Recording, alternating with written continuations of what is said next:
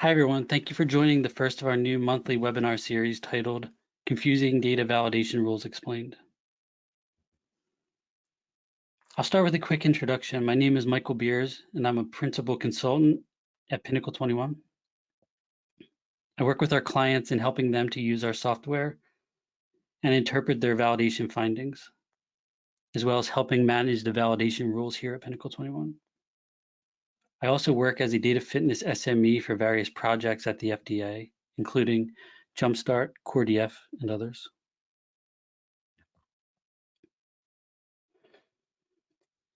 If you have a question at any point during the presentation, please use the chat icon on the left side of your application window. I will answer as many questions as possible at the end of the presentation. For questions that I am unable to get to during the webinar, we'll try to provide answers on the Q&A section of our website, where we will post the slides of the webinar.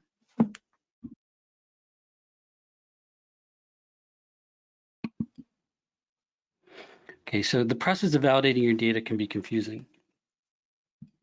One of the sources of confusion is changing requirements from both standards development organizations and regulatory agencies.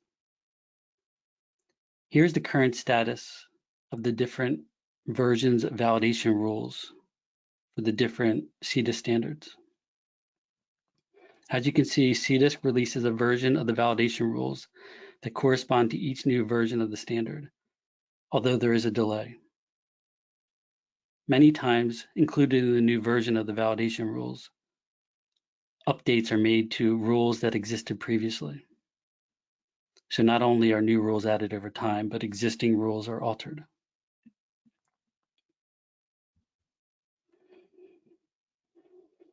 You also need to be aware of changing regulatory requirements.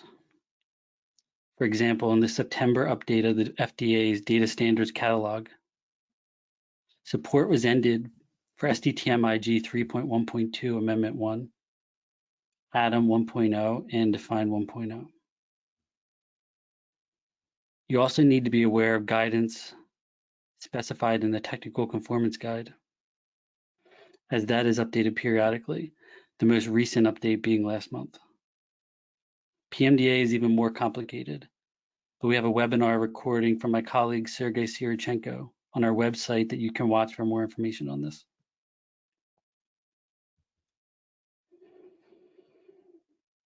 Occasionally, the guidance between CDISC and the regulatory agencies seem to differ.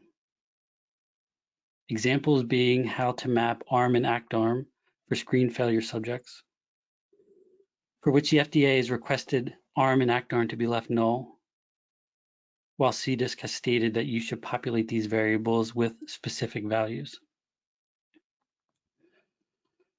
SDTM-IG 3.3 does now become consistent with FDA guidance. However, the previous versions of SDTM were not. Also, the core status of the epoch variable differs between FDA and CDISC, which I'll discuss in this presentation. Confusion can also be related to the actual validation rules. We're trying to understand what a validation rule is actually doing, what the purpose of the validation rule is, and what the findings might mean. Okay, so moving on to our first category of validation rules, we'll start with data quality rules. These validation rules identify issues with the collection of the data, deficiencies in the data, or issues that may otherwise affect reviewability.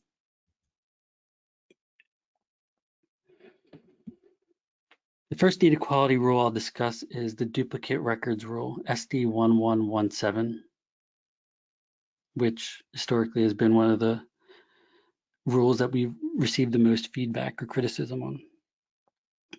What this validation rule does is look to identify multiple observations collected for a subject at the same exact time point using a set of meaningful industry-wide keys. This rule is assigned to findings domains. And the variables that we don't use as keys are sponsor-defined variables, such as the SPID variable, and also the ref ID variable.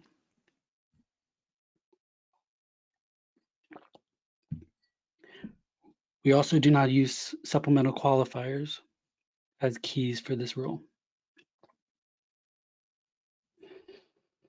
This rule does not check for duplicate records against the sponsor-defined keys in the defined XML as well.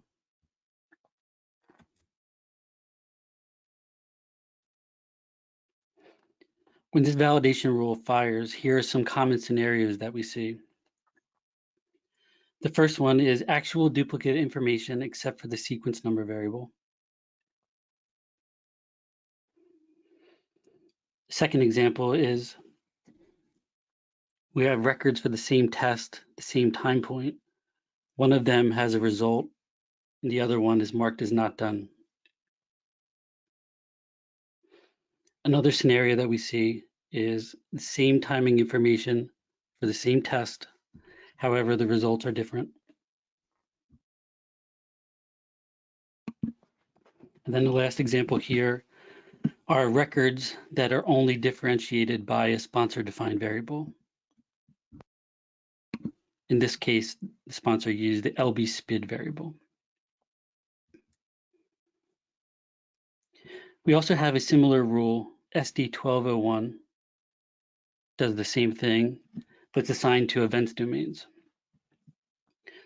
So this rule looks to identify multiple records for the same event at the same time point, again, based on a set of meaningful keys. Common scenarios we see for the SD1201 rule are, again, actual duplicate information except for the sequence variable. Records that are only differentiated by a sponsor-defined variable, like SPID. Records for events where only a collection date is provided and there's no start date of the event. Records in the disposition domain for multiple informed consent obtained records. So this would be like, as an example, maybe if written consent and verbal consent is collected. Records in the medical history or disposition domain for rescreened subjects.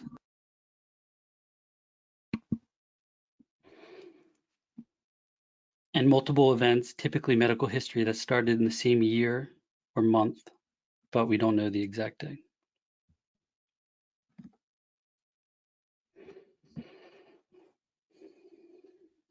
Here's an example of a common explanation that we see for these rules, SD1117 or SD1201.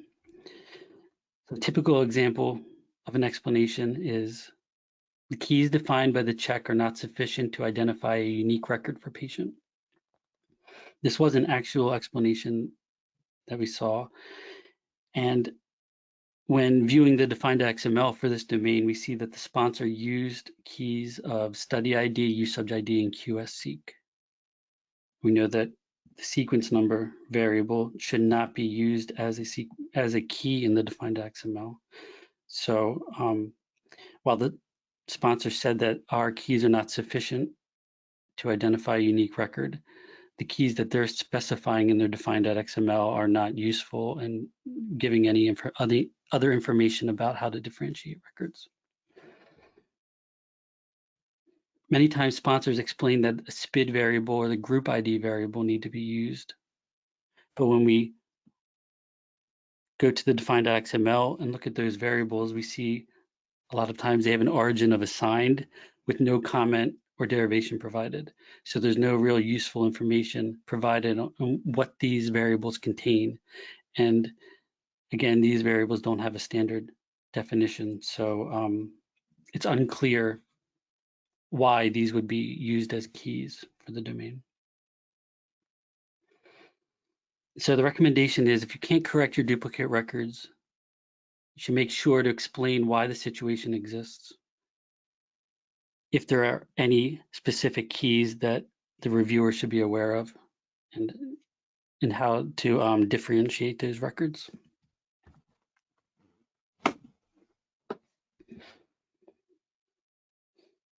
We do have some plans for these rules. So we have updated this rule over time to add more keys like location, laterality, directionality, those types of keys to eliminate false positives.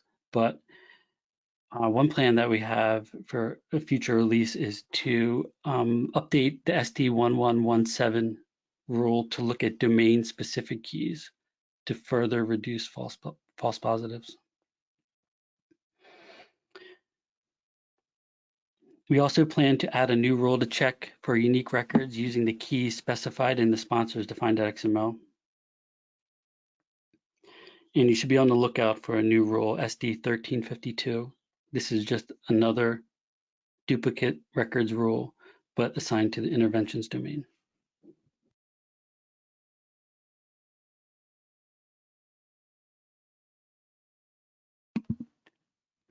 The next data quality rule I'll discuss is rule SD1032, which is no records for screen fail subjects that are found in the IE domain. So the purpose of this rule is to identify screen failure subjects that have no failed inclusion/exclusion criteria. The sources of confusion for this rule would be unclear or insufficient mapping guidance, which I'll show in a moment, and contradictory guidance on identifying screen failure subjects. This would be between CDISC and the FDA, and also now between the versions of the implementation guides for SDTM.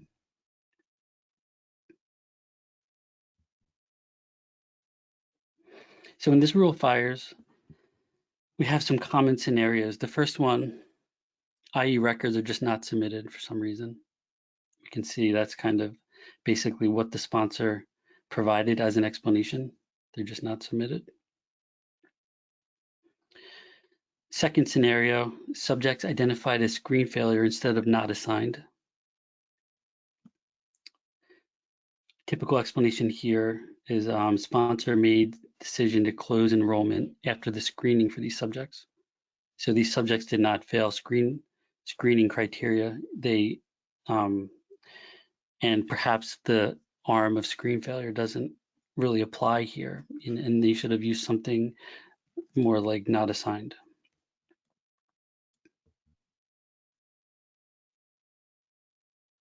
Next common scenario would be subjects met inclusion/exclusion criteria, but they failed randomization criteria. And so this is not provided in the implementation guides how to handle randomization criteria. It doesn't say anything specific to randomization criteria. So sponsors are unclear exactly how they should be mapping this data.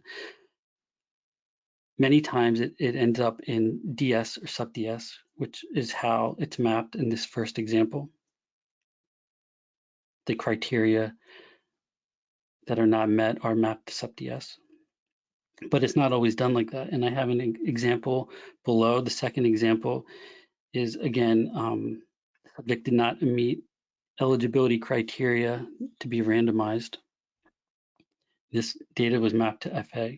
So since this information is not provided in CDISC implementation guides, sponsors are left to decide their own mapping. And when that's done, then end up with a situation where the same type of data is mapped to completely different places across the industry.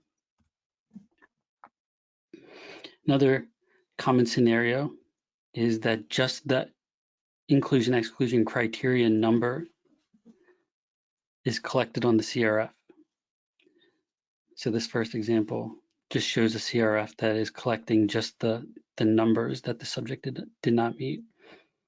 So a lot of times the sponsor CRO, they choose not to match that up with an actual IE criterion and map it to the IE domain. Instead, they just send the IE number. They send the IE number to something like the DS domain or the sub-DS domain.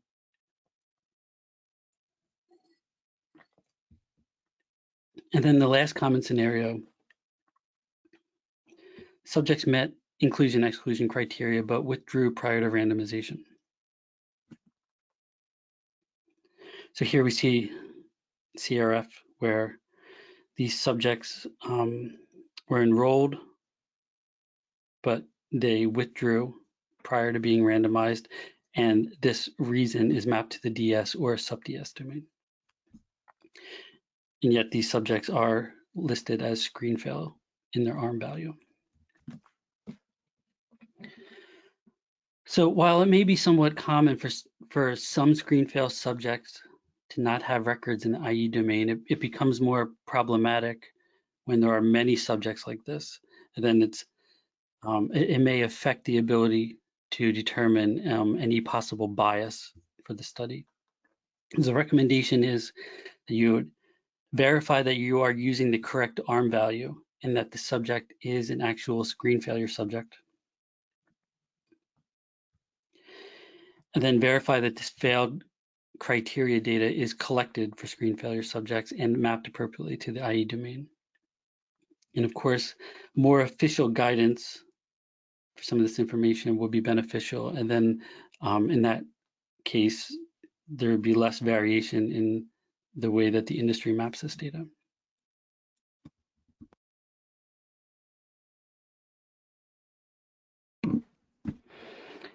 The next category of validation rules is the controlled terminology rules. So these rules identify discrepancies between the values a sponsor used in their data compared to allowable values in controlled terminology lists.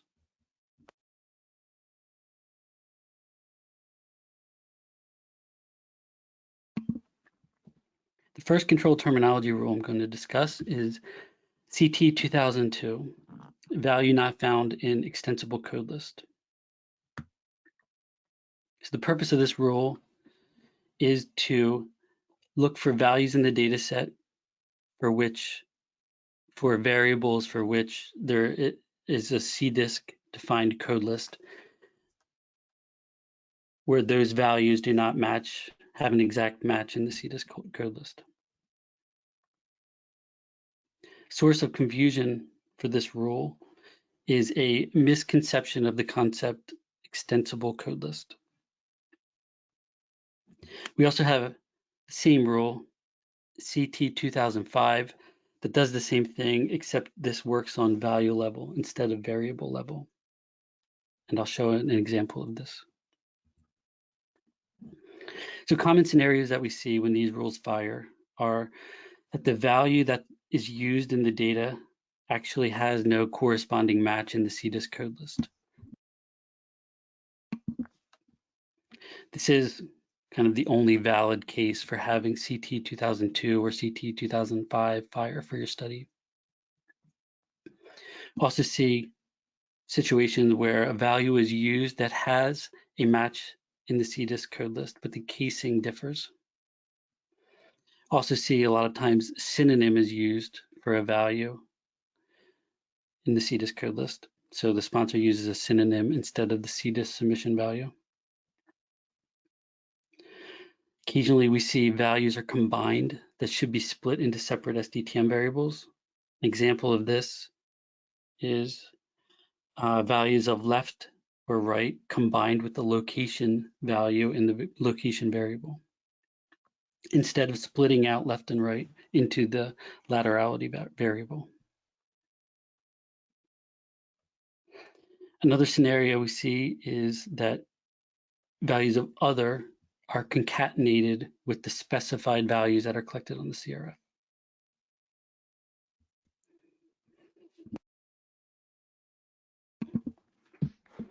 So here's an example of some confusion around the CT 2005 validation rule. So this fired for the DSD code variable when dscat equals disposition event. So when your dscat equals disposition event, the DSD code variable should adhere to CDISC code list completion / reason for non-completion, which is an extensible code list. So this sponsor said that the false positive result as no code list exists, and the DSD code is defined as per the CRF.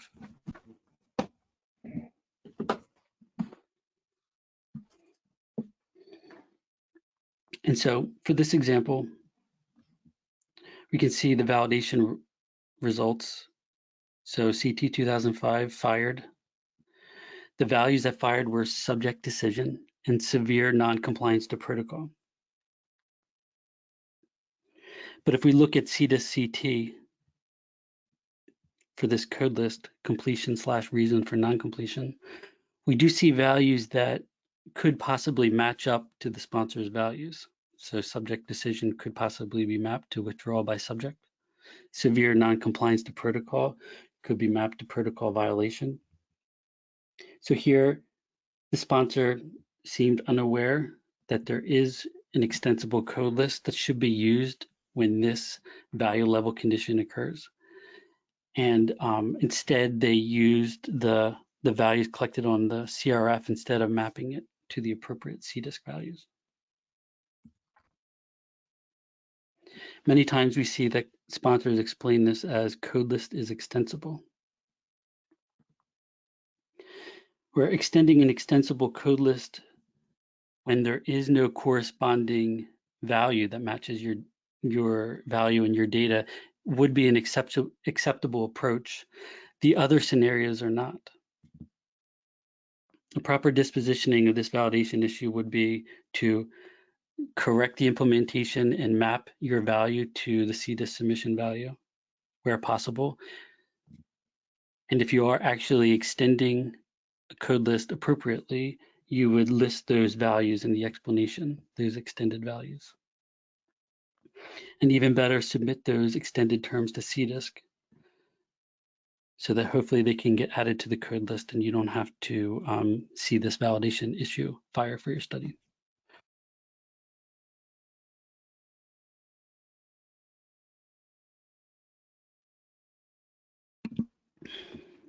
The next example of a confusing controlled terminology rule is CT 2003. It says for variable and decode values do not have the same code in CDISC CT. So for this, in CDISC controlled terminology, there are paired variables such as test code and test or parm code and parm, and both values use the same NCI code. So when you select a certain test code or parm code for your study, you have to use the matching test or parm value that corresponds to the test code or parm code using that NCI code. So if we look at the example here, we can see that this is one test, tyrosine crystals, and both the LB test code value and the LB test value use the same NCI code, which are circled on the left. The purpose of the rule is to identify situations where this has not been done properly. So a common scenario when this rule fires is that the sponsor used a value from the synonym column instead of using the CDISC submission value. Another common scenario is that there's just a misspelling of one of the values, or that the sponsor used the wrong controlled terminology version when they configured their validation. So many times CDISC will change values in CT across versions. So if you don't select the appropriate CDISC controlled terminology version in your validation, you could get this to fire. And then the last one, test code and test values for different tests were mixed up. And this is the most concerning scenario. And I'll show an example of that.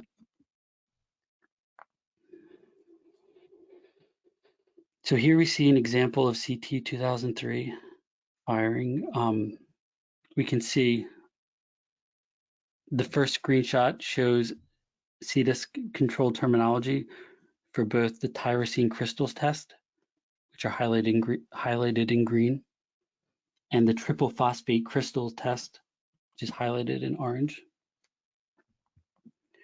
And if we look at the screenshot below, the values in the data set, the sponsor used the LB test code of CYTYRO,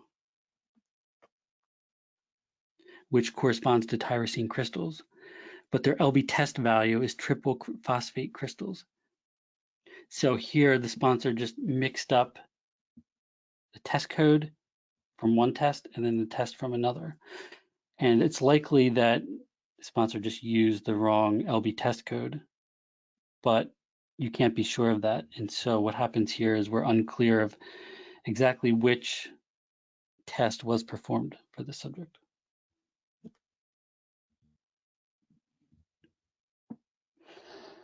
The recommendation for this issue is to always fix it. You definitely want to make sure that you correctly map your paired variables to controlled terminology. You also want to make sure that you're configuring your validation correctly and selecting the right C2CT version.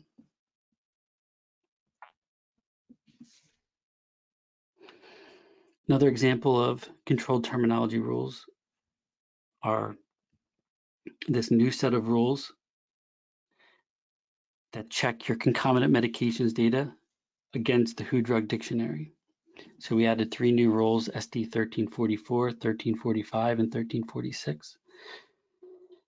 To check your CMD code, CM class, and CM class code variables, the values against the WHO drug dictionary. The sources of confusion here are that not all WHO drug version formats are supported. Also, how do you handle mapping values that are greater than 200 characters from the dictionary? And that there is lack of official guidance for mapping this CM data.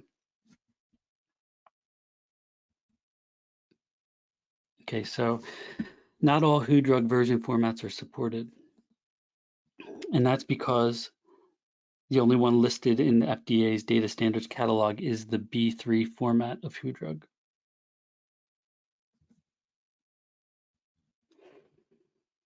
And here is just an example of configuring WHO drug version. This is a screenshot of the configuration screen for a data package in Pinnacle 21 Enterprise. And you can see the available versions of WHO drug to validate your data against are limited to the B3 format. So if you used a format other than B3 of WHO drug, or you used a proprietary dictionary, then you would need to leave this this configuration as not applicable, and then there would be no validation of your concomitant medications data against the dictionary.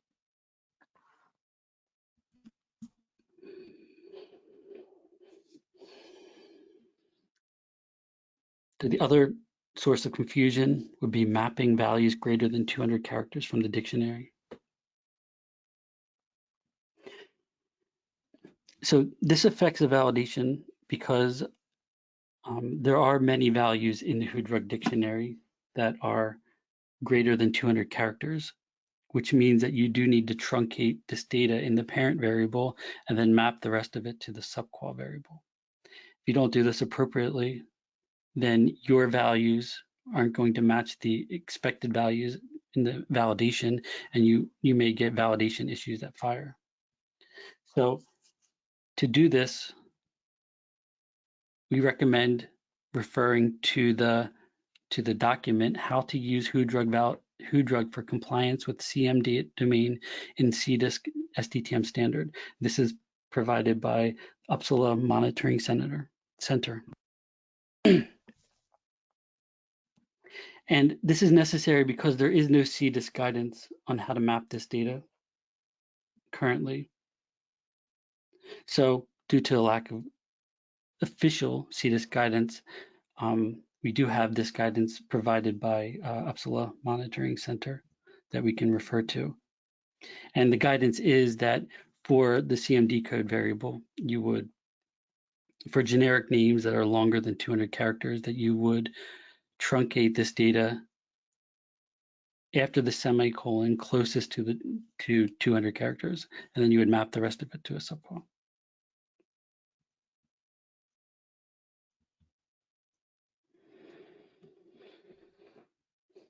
So currently, enterprise supports WHO drug validation. Community will support this shortly. This will be in a future release. We do recommend following the Uppsala Monitoring Center's guidance for mapping to the CM domain, as it is really the only available guidance for this type of data. And then related to that point, if you are interested, I recommend reading a paper written by my colleague Sergey Sirichenko here at Pinnacle 21, titled Subqual Datasets, Good, Bad, and Ugly. This is a paper that was written for Fuse US Connect of this year, so I'm not sure if it's officially published yet, but it is fascinating. And one point that I wanted to point out from that is that he analyzed 298 studies and found that there were 667 unique QNAMs used for ATC classification coding. So it just shows that this type of data is typical to clinical trials. However, there is no parent variable defined in the SDTM CM domain. But even further, there's no standard subqual naming convention, so sponsors are left to do this themselves, and what you end up with is 667 unique variations of naming this same information.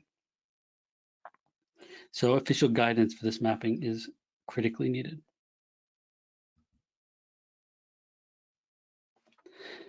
The next category of validation rules are metadata rules. So these are validation rules that identify issues with the define.xml, such as issues with the XML code, incorrect implementation of define.xml, or inconsistencies between define.xml and the study datasets.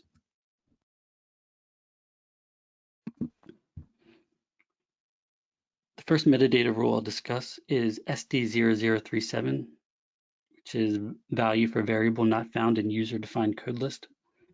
The purpose of this rule is to check the values in your dataset versus the code list in your define.xml that you specify for that variable.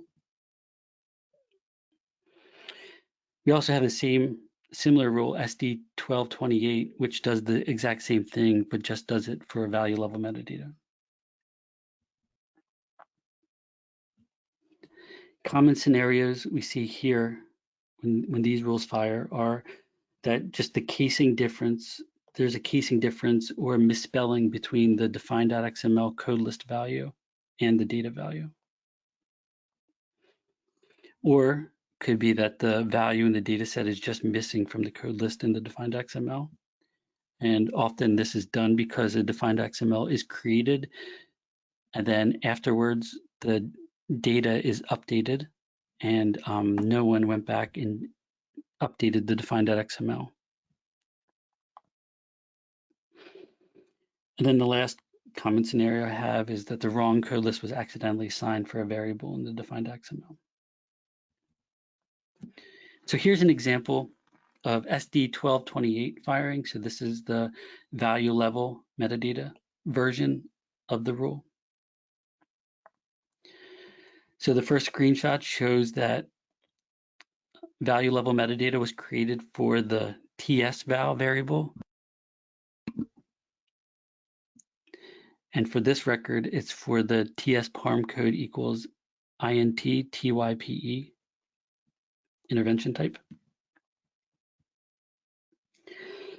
For this parameter, a code list is listed, intervention type code list. And when we look at that code list, we see that it contains one value and that value is drug.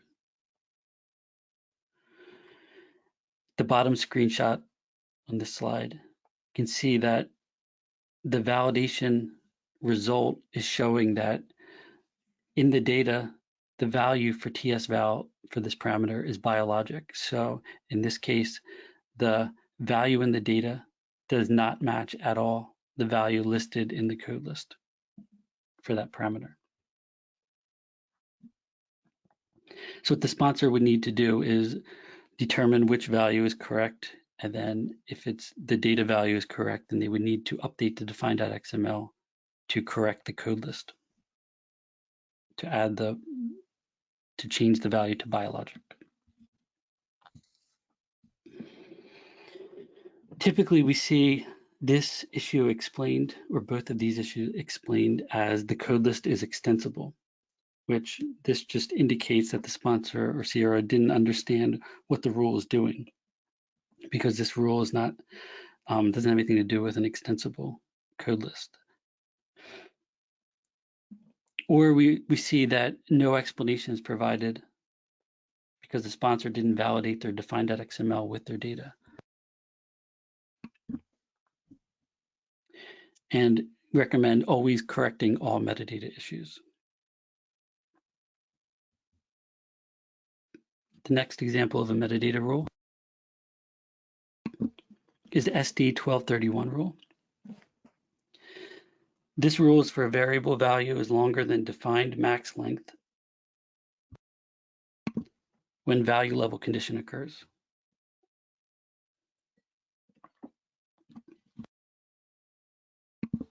So this rule checks for situations where values in the data set for a variable for a value level condition are greater than the length that they specified in the defined XML.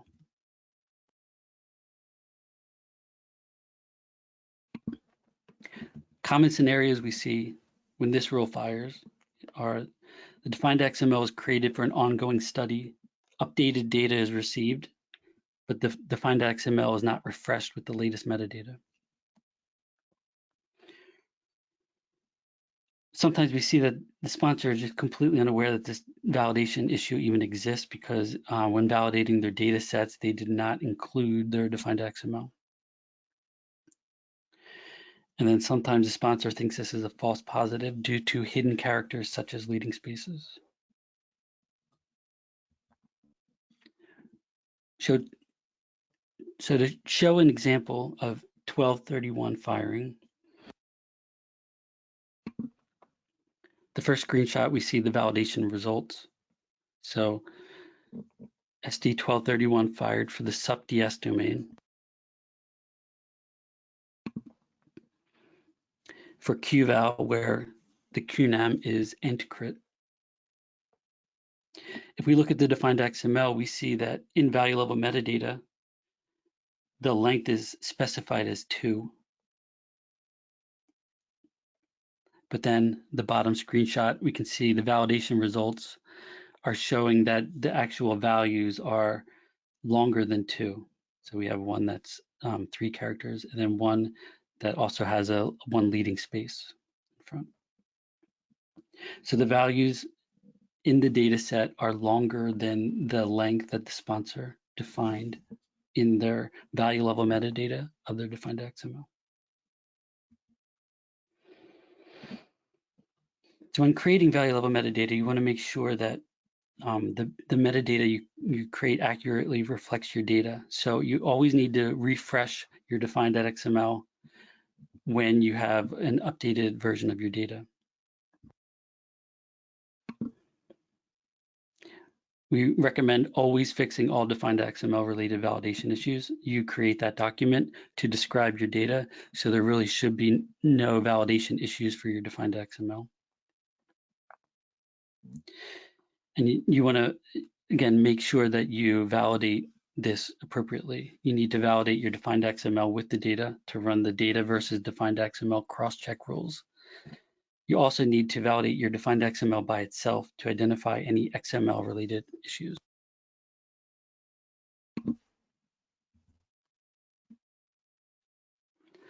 The next metadata rule I'll discuss is DD0024. This is invalid term in code list, no yes response, yes only code list. Purpose of this rule is for variables that should only have a value of y or null per CDISC implementation guidance, for which in the defined XML you're referencing a code list that includes other values besides y. So a common scenario here is that a sponsor will create one no yes code list and have many variables reference it, regardless of whether or not all the values apply to that variable. And so here's an example of this happening. The first screenshot shows the validation results for DD0024. We can see it's firing for the death flag variable in the demographics domain. And it's flagging a value of no as the defined coded value. If we look in the define.xml, we can see that this variable has a code list reference of no yes response. They even, in their derivation, only specify the value of y, so it's clear that only values of y are used here. But again, they reference a code list that also lists the value of n or no, which you can see at the bottom screenshot. And this variable in the example, the death flag variable in the demographics domain, per CDIS guidance should only be y or null. So when you reference a code list that includes these other values, it becomes unclear whether the sponsor is using these values that aren't allowed. So a proper dispositioning of this issue would be for variables that should only contain values of y or null, that you would create a separate code list for this and reference that separate code list.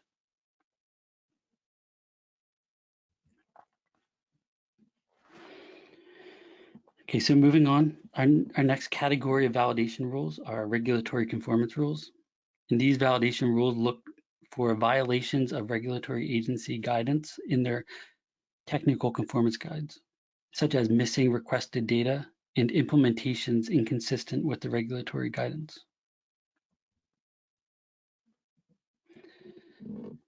The first example of a regulatory conformance rule is the SD1077 rule, which is regulatory expected variable, specifically epoch, is not found. So this validation rule looks to make sure that epoch variable is provided in all of the appropriate domains. We have added another rule, SD1339, which checks for a missing epoch value when a start or observation date is provided. So previously we had a rule that just looked for the presence of the epoch variable. Now we also have a rule that checks to make sure that you are populating it when you should.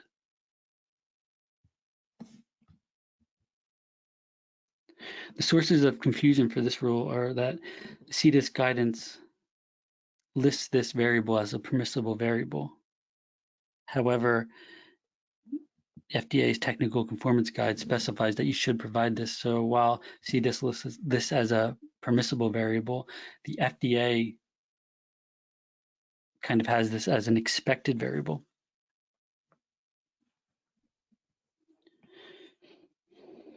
Also, how does it get populated for historical data? There's no real guidance on that. So some of the common scenarios we see for these rules are epoch is not provided for domains that the sponsor deems unnecessary, such as the inclusion-exclusion domain, or the epoch is missing because there's no collected timing information, or epoch is not provided for domains that the sponsor thinks conflicts with CDIS guidance, such as SV. Epoch is just missing when it should have been provided. Or the bottom one, epoch is left null for historical data, like some records in the CM domain. Typical explanation when these rules fire are that epoch is a permissible variable as per SDTM-IG 3.1.3, hence not included. So yeah, while CDIS guidance says it is permissible, FDA is requesting it. So we would recommend not disregarding regulatory guidance. And we recommend just providing this information that they expect. So in most cases, the epoch variables should be provided and populated. And now that we have rules to check for both the presence and population of epoch, the next possible solution would be to check if the epoch value is correct. But that's for a potential future update.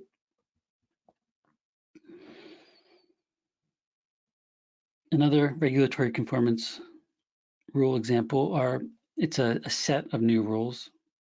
So these rules for missing new parameters in the technical conformance guide.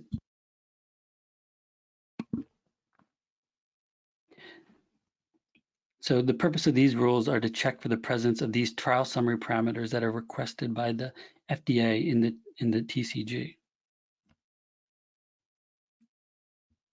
If we look at the TCG, there is an Appendix B that does list trial summary parameters and whether they are FDA desired, equal to yes, or conditional. So the ones that are yes, you should provide them in your data, and if you don't, then there are new validation rules that'll flag those situations.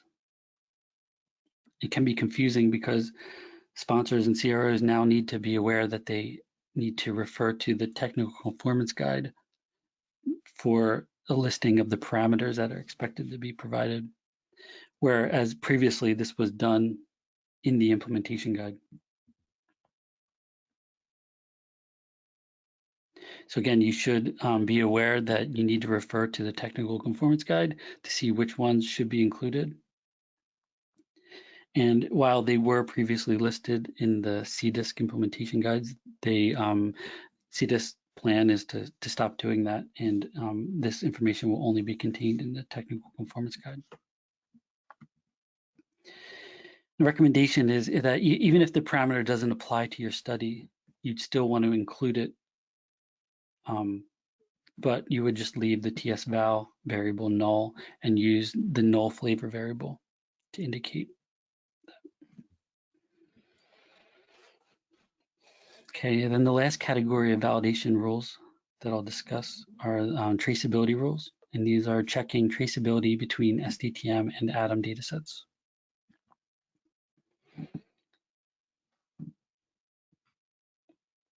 So the traceability rules I'll discuss are these three rules, AD10124, AD1025, and AD1026.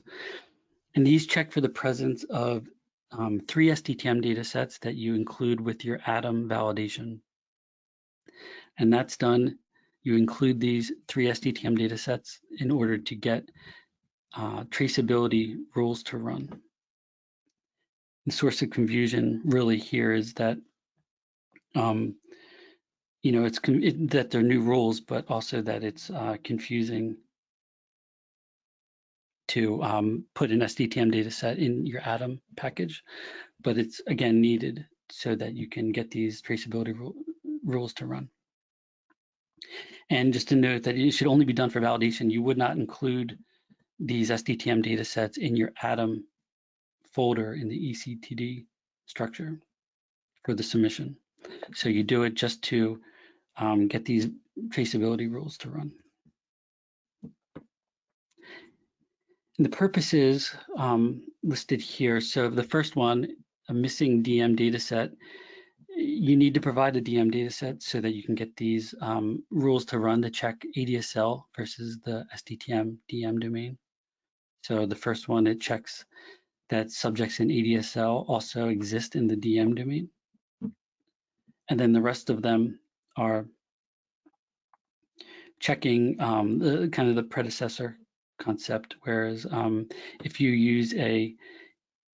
include an SDTM variable in your ATOM dataset, then that variable must be an exact match of the SDTM dataset. So if you use a variable in your ATOM dataset with the same name as a SDTM variable, you cannot change that variable in any way. And these checks look for those situations.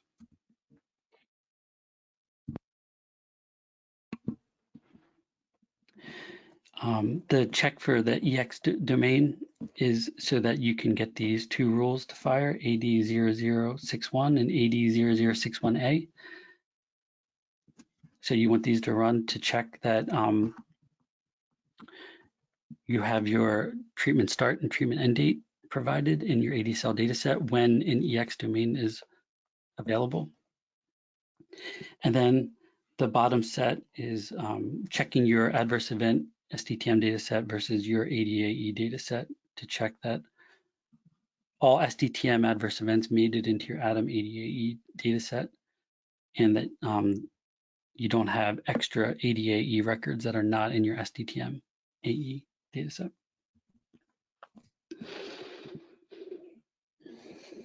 And these are critical rules because they, again, check the traceability, which is an extremely important check that needs to be done.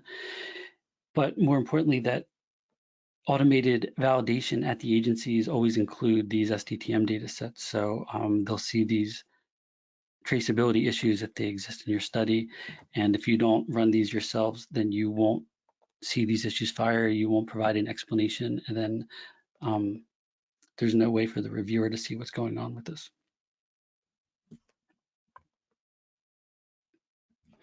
Okay, so in conclusion, you need to have a clear understanding of the validation rules and the issues that are identified by these rules.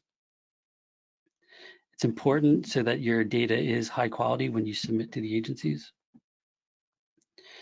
And if you do have any, if there is confusion around these validation rules, it leads to important issues not being corrected, regulatory agencies not receiving the information they need, and data issues not being explained sufficiently.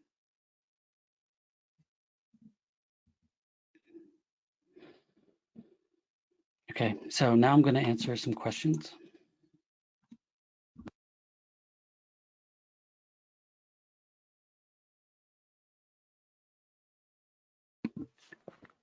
Okay, so the first question, will there be a recording or can I get the slides? Yes, this webinar will be posted to the Pinnacle 21 website. So you would go to the website and look under the community blog section of the website for this at some point after the webinar. The next question is, when will Pinnacle 21 support SDTM IG 3.3? The answer is that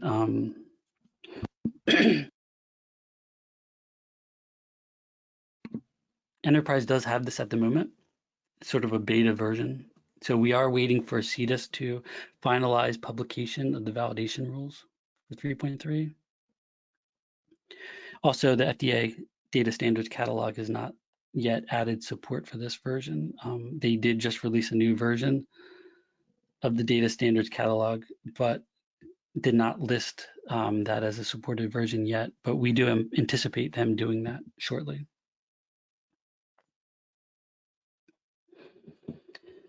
The next question, AE start date is after the latest disposition date check fires when one of the dates is a partial date. Will this be corrected? And the answer is yes, we are working on this. This is a validation engine update that will be released at some point in the future that would just compare the components of the partial dates.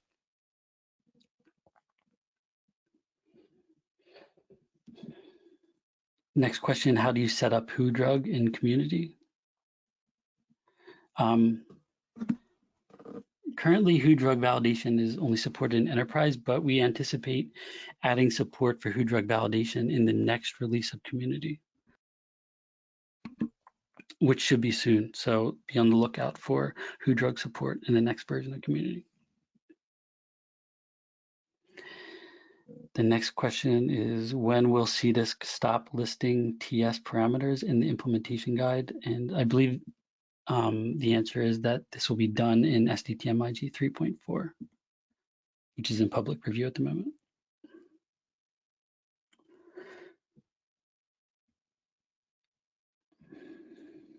I have another question. How can I download validation rules and differentiate between FDA and PMDA?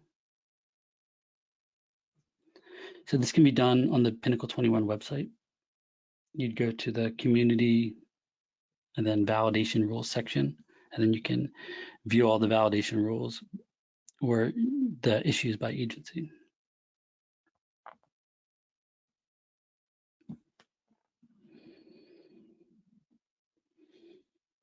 Another question, is LOINC supported? And the answer is yes, we're going to add that in the next release of both Enterprise and Community.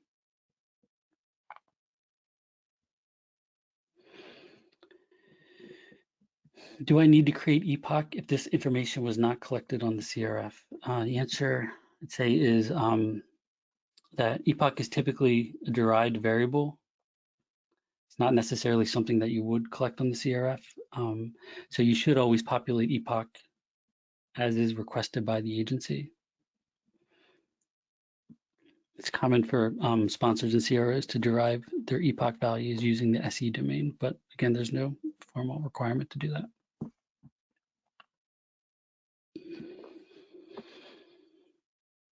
Question, why can't I use the sequence number variable as a key for my domain? SD1117 complains about dupes, but uSubjID and LBseq values are unique. Is it a false positive? The variables you use as keys for your data should be natural keys. The sequence number variable is something artificial. It's a surrogate key as opposed to a natural key. And that surrogate key would be a way to like collapse the natural keys into one variable. So it's not a natural key for your data. So listing that sequence number variable really does nothing to describe the data in a useful way, and we would recommend not doing that.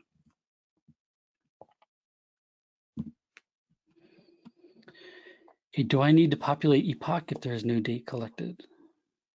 There's no specific guidance really on deriving the epoch variable. You just know that the FDA requests it to be provided.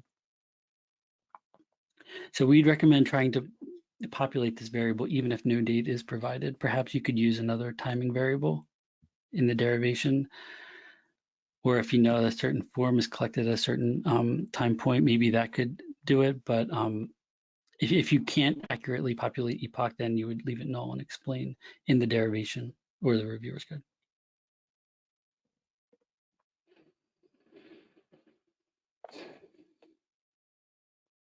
Should I include all of my SDTM data sets when I validate my ATOM data sets? The answer to this would be that you'd only need to include AE, DM, and EX in your ATOM validation. Those are the only SDTM data sets that are used for an ATOM validation. So including the others would provide no additional traceability rules to be run at the moment.